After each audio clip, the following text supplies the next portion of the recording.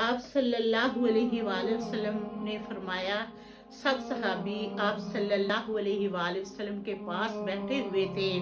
आप सल्लल्लाहु अलैहि वसल्लम ने फरमाया, खैर बेहतरीन औरत कौन सी है? एक सहाबी ने कहा, जिसकी नमाजें कभी कज़ा ना हुई हों। आप सल्लल्लाहु अलैहि वसल्लम ने फरमाया, वो भी अच्छी है मगर तुम मेरी मुराद को नहीं पहुंचे। एक सहाबी ने कहा, जो औरत खामद की फरमाबरदार हो। नबी अकरम सल्लल्लाहु अलैहि वसल्लम ने फरमाया, वो भी अच्छी है मगर तुम मेरी मुराद को नहीं पहुंचे। एक सहाबी ने अर्ज की, जो औरत पाक दामन हो।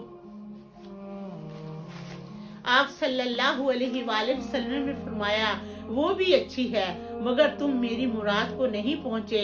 हजरत अली ने फरमाया, जब सब के जवाब गलत हुए तो वो सबसे पीछे हजरत अली बैठे हुए थे और वो उनका कद भी छोटा था। वो चुपचाप वहां से निकल गए और हजरत फातिमा ज़हरा के पास गए और कहा, फातिमा, हुजूर सल्लल्लाहु अलैहि वसल्लम ने सवाल किया है।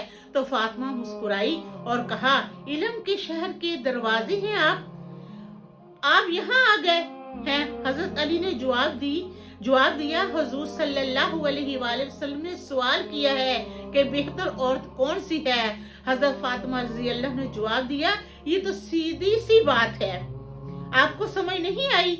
हजरत अली ने कहा, अगर ये सीधी सी बात है तो आप मुझे बता दें। फातिमा ने कहा, वो सीधी सी बात ये है, जिस औरत ने किसी गैर महरम को ना देखा हो और ना किसी गैर महरम ने उस औरत को देखा हो, वो औरत खैरुन निसा है, कि वो औरत बेहतर है। तो आकर हजरत अली रजी अल्लाह ने चुप करके महफिल में बैठ गए और कहा, सबसे बेहतर औरत वो है जिसने किसी गैर महरम को ना देखा हो और ना ही गैर महरम ने उस औरत को देखा हो। वो सबसे बेहतरीन औरत है।